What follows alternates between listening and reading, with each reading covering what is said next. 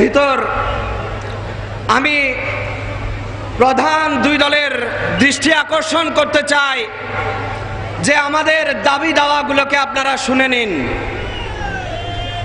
কারণ কান পেতে শুনে নিন, কারণ আমরা মনোযোগ আকর্ষণ করতে জানি না সহিংসতার হরতাল দিয়ে, কারণ আমরা মনোযোগ আকর্ষণ করতে জানি না অন্যের গাড়িতে আগুন দিয়ে, কারণ আমরা মনোযোগ আকর্ষণ করতে জানি না মসজিদের জায়নামাজে আগুন দিয়ে, কারণ আমরা মনোযোগ আকর্ষণ করতে জানি না পুরুষের মাঝে নারী সাংবাদিক কেন বলে নারী সম্ভ্রমহানি করে, আমরা মনোযোগ আকর্ষণ করতে জানি না আল্লাহু আকবার বলে মানুষ হত্যা করে। এ কারণে সরকার এবং বিরোধী দলীয় সকল নেতা নেত্রীর প্রতি আহ্বান, আমাদের দাবি দাওয়াকে নিজের জন্য, দেশের জন্য শুনে নিন।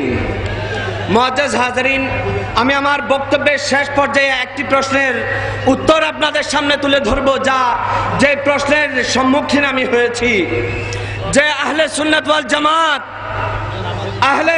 ওয়াল জামাত নাস্তিকদের বিরুদ্ধে প্রথম আন্দোলন প্রতিবাদ করেনি কেন?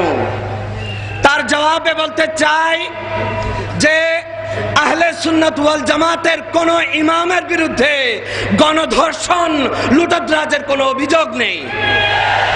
তাই আমাদের প্রয়োজন পড়েনি নিজের গণধর্ষক ইমামদের বাঁচানোর জন্য নাস্তিকদের ব্লক পড়ার, এবং সে কারণে আমরা নাস্তিকতার প্রতিবাদ নয়, বর্তমানে আমরা নেমেছি নাস্তিকদের দালাল, যারা নাস্তিকদের ব্লগ পরে তাদের ইজন প্রচার করেছে, সেই মওদুদি, সেই হেফাজতি, যাদের আল্লাহ মিথ্যা কথা বলতে পারে তাদেরও বিচার দাবি করি।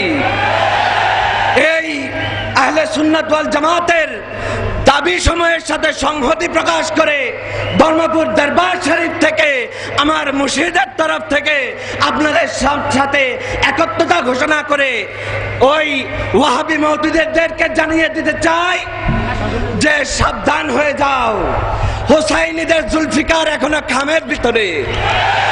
যেদিন হোসাইনিদের জুলফিকার খাপ থেকে বের হবে, মাদ্রাসা বন্ধ করে পালানোর দরজাও পাবে না।